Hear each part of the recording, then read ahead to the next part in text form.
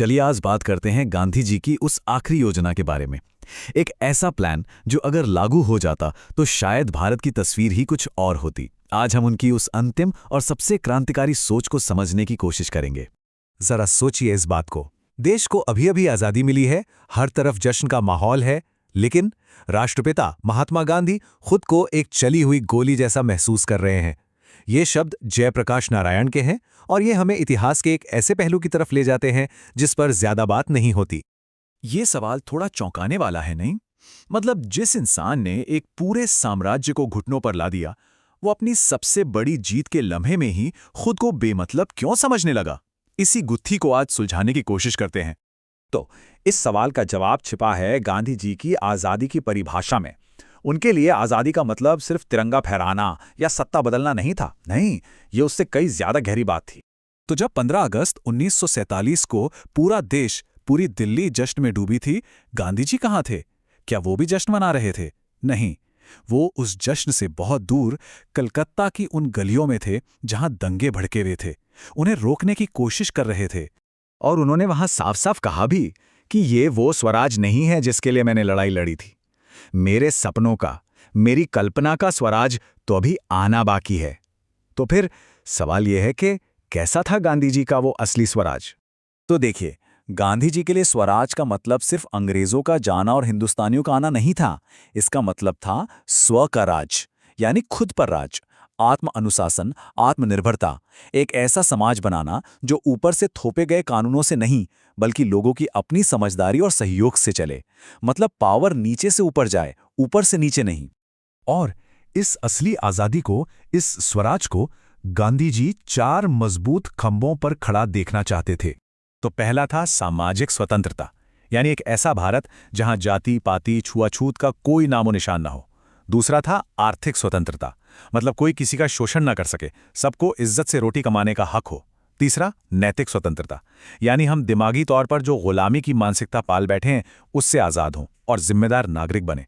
और चौथा, और ये बहुत ज़रूरी है, नागरिक सर्वोच्चता, यानी जनता की ताकत, सिविल पावर हमेशा मिलिट्री पावर से ऊपर रहे। अब इस इतने बड़े सपने को जमीन पर उतारने के लिए गांधी जी ने एक प्लान बनाया, शायद उनका सबसे साहसी, सबसे रैडिकल और उनका आखिरी प्लान। तारीख याद रखिएगा, 29 जनवरी 1948, उनकी हत्या से ठीक एक दिन पहले गांधी जी ने एक दस्तावेज तैयार किया। इसे आप उनकी आखिरी वसीयत भी कह सकते हैं, भारत के नाम। और उसमें उन्होंने क्या लिखा? उन्होंने लिखा कि कांग्रेस ने जिस मकसद के लिए जन्म लिया था वो अब पूरा हो चुका है। अब इस रूप में कांग्रेस की जरूरत नहीं है। जरा एक पल के लिए सोचिए, जिस पार्टी ने आज़ादी की पूरी लड़ाई लड़ी, गांधी जी कह रहे थे कि अब उसे खत्म कर देना चाहिए। पर ऐसा क्यों? क्योंकि गांधी जी का मानना था कि कांग्रेस का काम था राजनीतिक आज़ादी दिलाना, और वो हो गया। अब देश को एक राजनीतिक पार्टी की नहीं, बल्कि एक लोक सेवक संघ की जरूरत थी।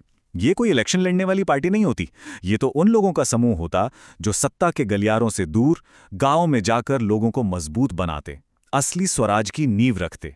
तो ये सिर्फ कांग्रेस को बदलने की बात नहीं थी, ये उस क्रांति को पूरा करने का एक कॉल था जो 1947 में बस शुरू हुई थी, खत्म नहीं। गांधी जी का विश्वास बहुत सीधा और साफ था। वो मानते थे कि असली बदलाव सरकारें नहीं लाती, लोग लाते हैं। Peoples action. वो चाहते थे कि लोग अपनी समस्याओं के लिए सरकार का मुंह न ताके, बल्कि खुद खड़े होकर उन्हें हल करें। इसी सोच को ना एक छोटा सा किस्सा बहुत खूबसूरती से समझाता है। एक बार एक जापानी मेहमान भारत आए हुए थे और वो एक गांव से गुजर रहे थे। तो उन्होंने देखा कि गांव के बहुत से लोग दोपहर में बस खाली बैठे हुए हैं, कुछ नहीं कर रहे। उन्होंने अपने मेजबान से कहा कि मुझे तो नहीं लगता भारत गरीब देश है। अगर लोगों के पास दिन में यूं आराम करने का वक्त है तो यकीनन उनके पास खाने पीने को भरपूर होगा। जब उनके भारतीय मेजबान ने बेरोजगारी की बात की तो वो जापानी मेहमान गुस्से से लगभग चीख पड़े। बोले, काम नहीं है? अरे क्या आपने देखा नहीं कि गांव के कुएं के चारों तरफ कितनी गंदगी है, गंदा पानी जमा है? उसे साफ करने से इन्हें कौन सी चीज रोक रही है? बस यही तो था गांधी जी का सपना।